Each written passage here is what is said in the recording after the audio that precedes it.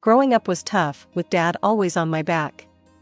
Mom passed away when I was little, so it was just the two of us, and Dad took the whole single parenting gig to another level. He had rules for everything.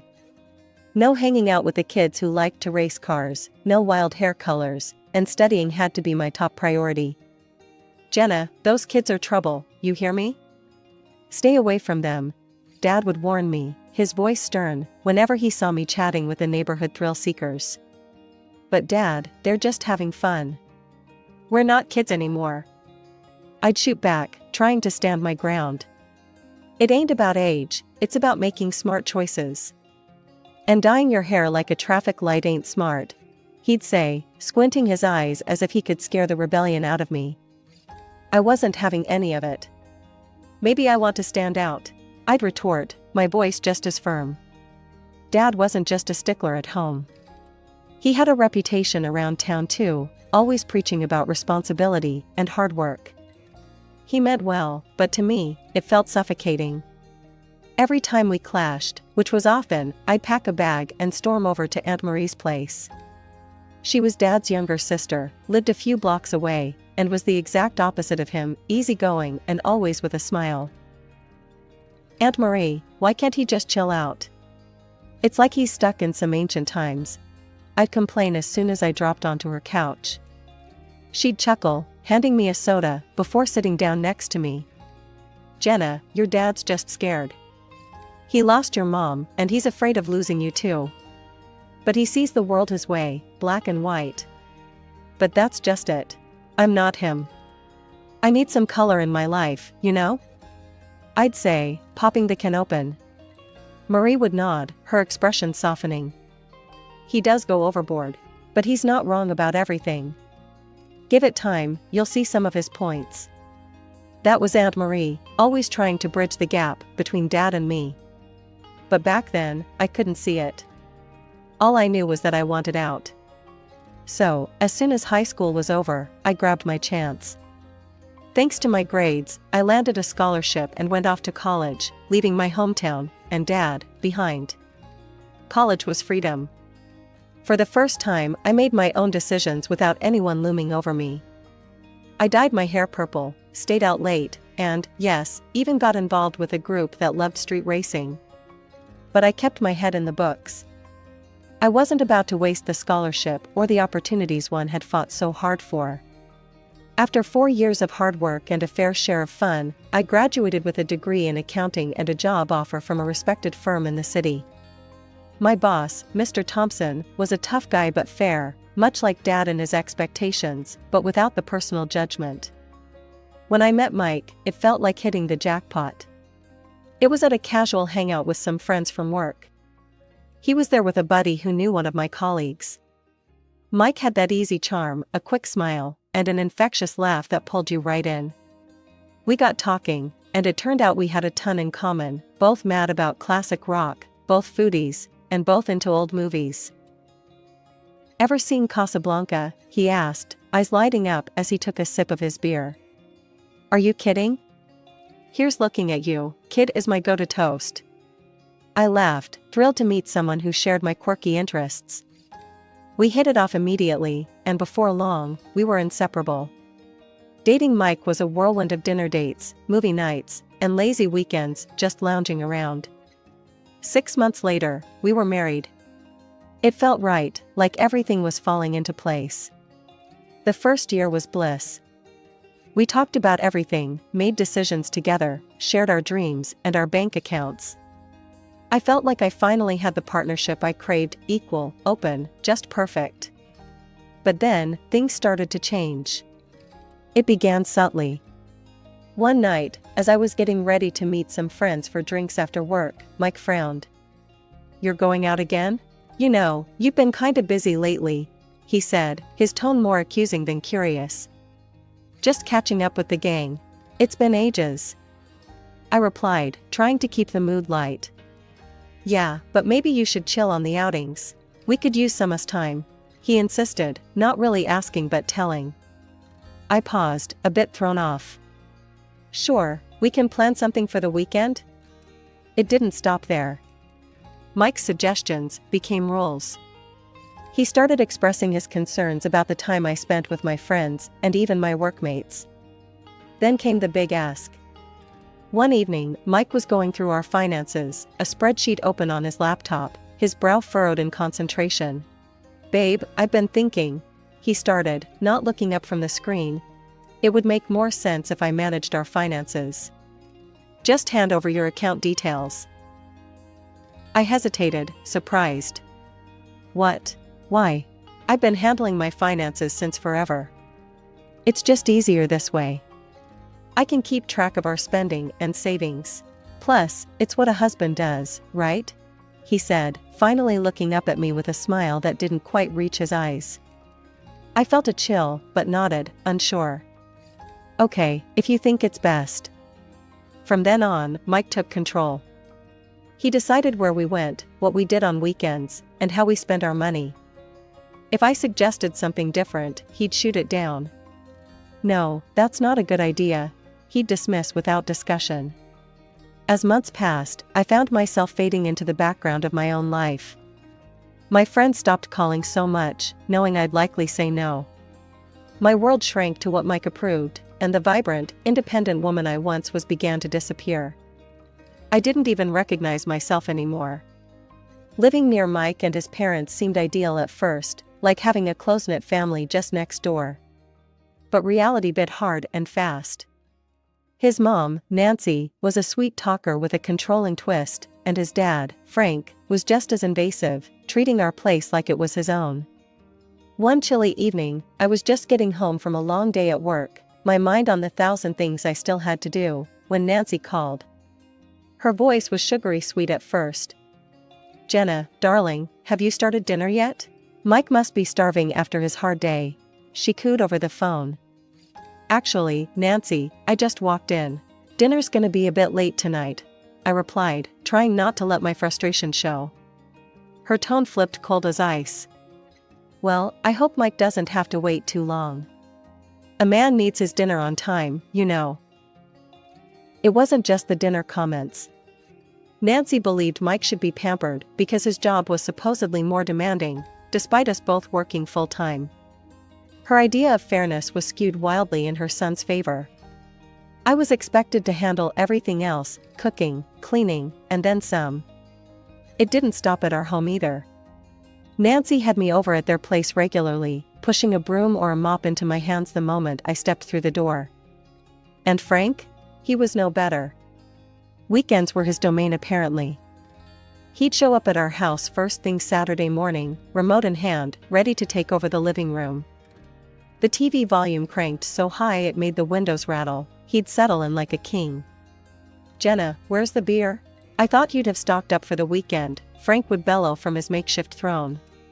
"It's in the fridge, Frank," I'd call out, trying to hide my annoyance. Frank would grumble something under his breath about kids these days as he raided the refrigerator, leaving a trail of crumbs and empty bottles in his wake. Mike never said a word against it, always shrugging off my complaints. It was exhausting. Between my job, keeping our home, and catering to the whims of my in-laws, I was stretched thin. I began to lose pieces of myself, my time, and my sanity to their endless demands. Things at work took a sharp turn when my company decided to absorb a smaller firm. The accounting department there was a mess, a tangled web of inaccuracies and outdated systems.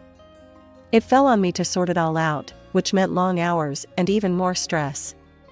Coming home late became the norm rather than the exception. One particularly grueling evening, I got home to find Mike lounging on the sofa, flipping through channels, the dinner table untouched and empty. "Where's dinner? You know I get hungry after work," he complained without even looking my way. I dropped my bag, my patience worn thin. "Mike, you know what's been going on at work. You were here first, why couldn't you have made something?" He laughed, a harsh, mocking sound that filled the room. "Me, cook dinner? That's women's work, Jenna. I'm not about to start playing house husband." I felt a surge of anger. We agreed, before we got married, there'd be no men's or women's jobs. "We're supposed to be in this together," I shot back, my voice rising. Mike's face darkened, and he stood up abruptly. "I don't have time for this nonsense," he snapped, grabbing his keys off the counter. "Where are you going?" I demanded, but he was already heading for the door. "Out. Away from this." He threw over his shoulder and then he was gone. He disappeared for days. No calls, no texts, just silence. I was left alone, wrestling with my escalating workload and the crumbling facade of my marriage. When he finally came back, he acted as if nothing had happened, ignoring the strain and tension between us. Around that time, I received some good news at work. My efforts hadn't gone unnoticed, and I was promoted with a significant salary increase. I was over the moon until I shared it with Mike. "That's great, babe," he said, a too quick smile flashing across his face. "Guess what?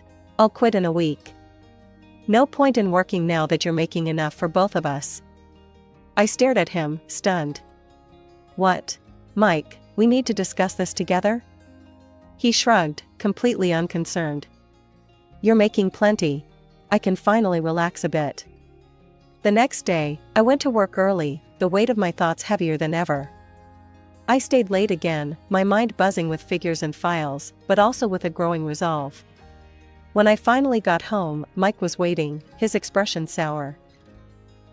"You're late again. Where's dinner?" he started in immediately. I took a deep breath, my decision clear in my mind. "Mike, we need to talk. This isn't working. I can't be the only one trying here." He scoffed, crossing his arms. "So what are you saying? You want a medal for working hard? Come off it, Jenna." "No, I want a partner. Someone who stands with me, not on me," I said, my voice steady despite the storm inside. Mike looked at me, really looked, and for a moment, I thought I saw a flicker of understanding.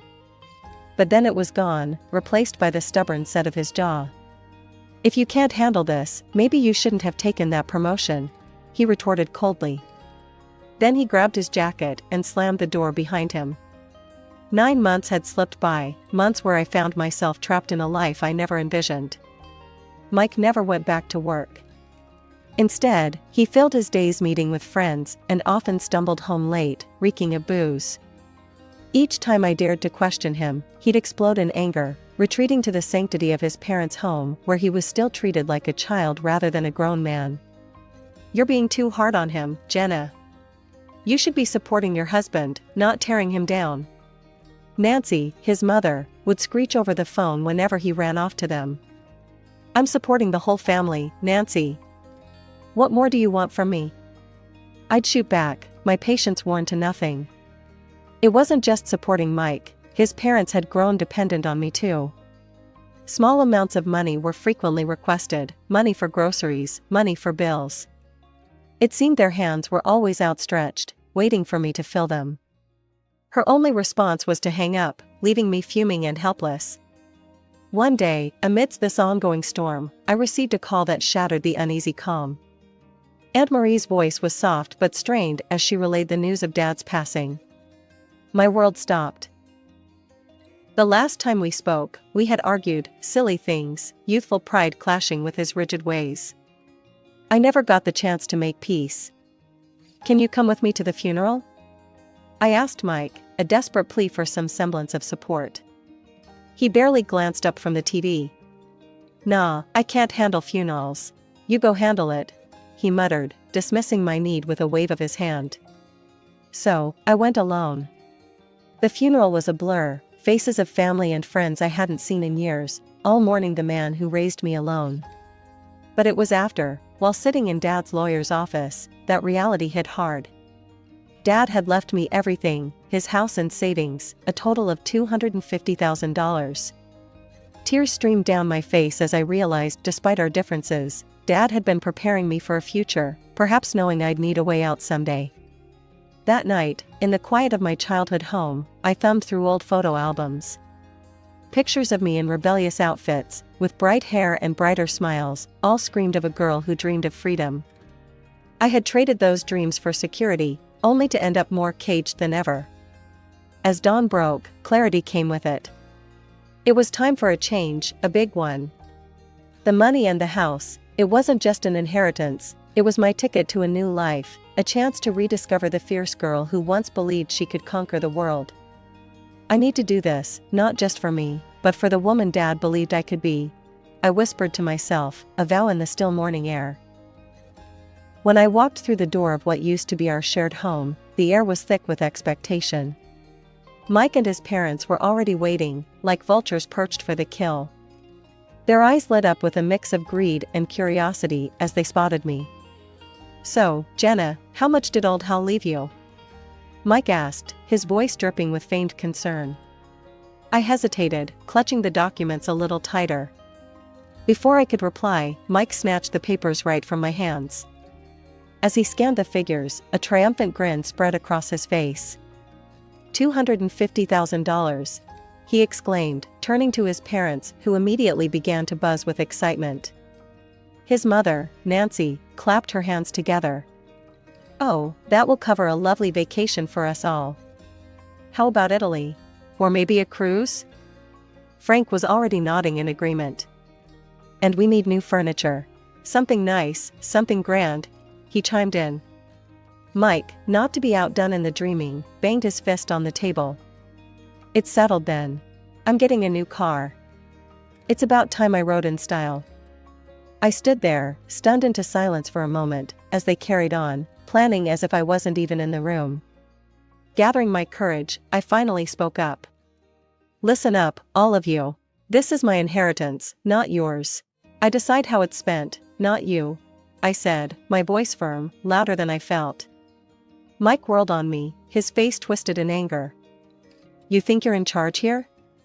Keep talking like that, and I'll divorce you so fast it'll make your head spin." His threat hung in the air, but before I could respond, Nancy grabbed me by the shoulders and shoved me towards the door. "Think about how you're acting, Jenna. You're too arrogant. Maybe a night outside will cool you off," she hissed, her voice venomous. I stumbled out the door, the shock of the physical and emotional assault numbing my senses. For a moment, I stood there, bewildered by the audacity of their entitlement. But then, almost unexpectedly, a laugh bubbled up from within me. It started small, but grew in volume, echoing into the quiet street. I felt a weight lift off my shoulders, a strange, exhilarating freedom. With nowhere else to go, I drove back to my father's house. The familiar walls welcomed me like an old friend. That night, the reality of my situation began to sink in, and a plan started to form. First thing in the morning, I picked up the phone and dialed my office. "Hey, it's Jenna. I need to ask for a couple of weeks off, personal leave. I've got some things to sort out," I explained when my boss, Mr. Thompson, answered. "Jenna, take all the time you need. I've noticed you've been off your game a bit lately. Whatever it is, sort it out. We'll manage here," Mr. Thompson replied, his voice kind and understanding. "Thanks, Mr. T. I appreciate it more than you know," I said, grateful for his support. Hanging up, I felt the first real peace in a long while. The next steps were clear. I needed to legally separate myself and my finances from Mike and his parasitic hold on my life. I knew it wouldn't be easy, but for the first time in a long time, I was ready to fight back. I was sipping coffee from Dad's favorite mug, enjoying the quiet of the morning, when my phone began to buzz relentlessly on the kitchen counter. At first, I ignored it, savoring the peace and the slight amusement at the thought that Mike and his parents were probably scheming about my inheritance. But the phone wouldn't stop. It was like it had a life of its own. Finally, I picked up, bracing myself for the onslaught. "What is it, Mike?"